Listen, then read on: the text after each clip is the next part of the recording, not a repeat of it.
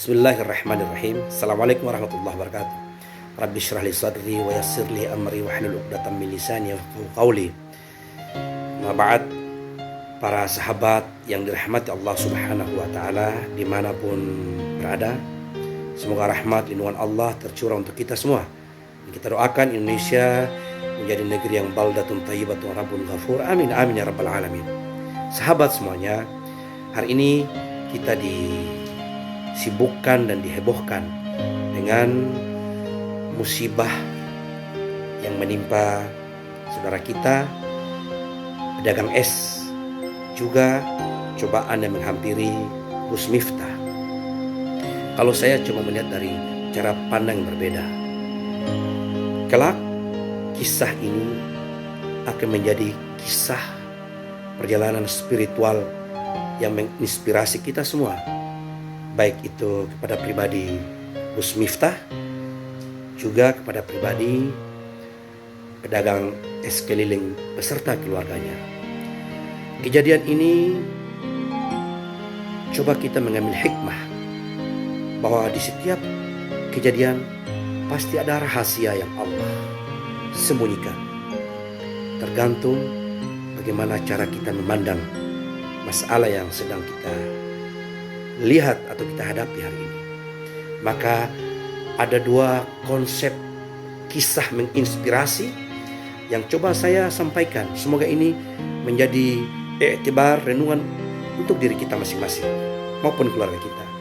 Ada kisah pertama terkait dengan seorang pedagang roti dengan imam besar, Imam Ahli Sunnah wal Jamaah, murid dari Imam Syafi'i, yaitu Imam Ahmad bin Hanbal. Beliau tinggal di kota Baghdad, Irak, yang kemudian mencoba melakukan perjalanan 500 km jauhnya ke kota Basrah. Ada semacam dorongan dalam batinnya harus melakukan perjalanan, padahal beliau selama ini tidak pernah melakukan. Apa yang terjadi? Beliau pun berhari-hari sampailah di kota Basrah tengah malam, sholat isya berjamaah, lanjutkan beristirahat. Tapi apa yang terjadi? Ketika mau beristirahat, salah seorang pengurus masjid menghardik imam besar. Diusir, dilarang, tidak boleh menginap di situ. Sebenarnya pengurus masjid ini qalilul adab, tidak punya tata krama, tidak punya adab, tidak punya sopan santun. Dia tidak tahu kalau yang diusir itu adalah salah satu imam besar.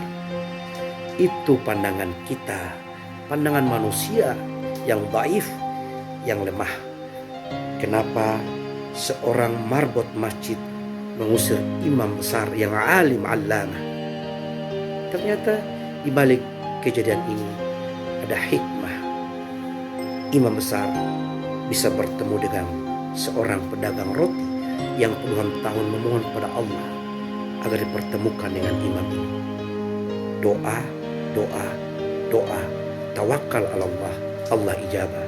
Kisah yang kedua adalah kisah nyata perjalanan seorang dokter ahli bedah dari Pakistan, yang kalau saya tidak salah namanya Dokter Ihsan, yang hendak melakukan perjalanan di kota B karena ada pertemuan seminar internasional dokter-dokter ahli bedah.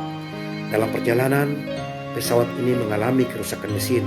Akhirnya turun di kota yang sebelum kota B tadi. Beliau gelisah karena pertemuan seminar ini segera akan dilaksanakan. Akhirnya dokter ini bertemu dengan salah seorang awak pesawat, menyatakan kapan pesawat ini akan berangkat. Kata awak pesawat, 16 jam pesawat ini akan melakukan perjalanan lagi. Artinya selama 16 jam dokter harus menunggu pesawat ini baru bisa diperbaiki. Gelisah akhirnya beliau mencoba melakukan perjalanan darat lewat mobil yang memakan waktu kurang lebih 3 jam. Dalam perjalanan belum sampai tujuan, beliau nyasar ke kampung. Akhirnya sampailah di salah satu rumah gubuk. Di dalamnya ada penghuni seorang nenek tua. Dokter tadi mengucapkan salam, assalamualaikum. Nenek menjawab waalaikumsalam. Dipersilakan masuk.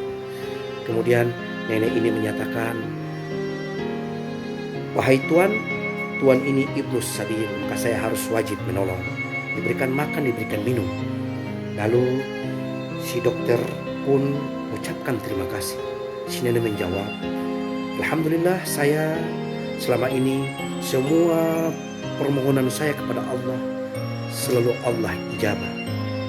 Tinggal satu yang hari ini Allah menjawab. Sang dokter bertanya, apa itu wahai nenek? Saya minta kepada Allah agar saya bisa bertemu dengan seorang dokter ahli bedah yang namanya Dokter Ihsan yang tinggal di kota sana.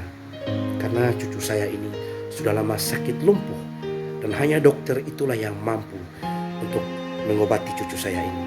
Seketika Dokter Ihsan pun bersujud. Dia kaget dan mengucapkan kepada dokter, kepada nenek itu, wahai nenek, doa yang selama ini nenek ucapkan kepada Allah, nenek minta kepada Allah, hari ini Allah ijabah. Dokter yang selama ini nenek tunggu itu saya. Akhirnya selesailah operasi dan berhasil, alhamdulillah. Lalu bagaimana dengan kisah inspirasi, kisah spiritual antara Gus Miftah dengan pedagang es? Kira-kira apa hikmah di balik ini? Kalau saya melihat wasilah dari Gus Miftah ini, Allah tinggikan derajat seorang pedagang es. Pertanyaannya, apakah amalan yang dilakukan oleh seorang pedagang es ini sehingga Allah ijabah semua doa-doanya, meskipun wasilahnya Gus Miftah, yang kemudian Gus Miftah harus mengorbankan dirinya dengan kejadian goblok itu. Gus Miftah mundur dari utusan presiden, tapi di sisi lain ada keberkahan didapatkan oleh seorang pedagang es. Kira-kira kejadian dua orang ini, Gus Miftah dan pedagang es, kira-kira mana yang membawa keberkahan? Maka lewat video ini saya mengajak kita semua untuk senantiasa menjaga hati kita. Jangan sampai kita terjangkiti dua sifat.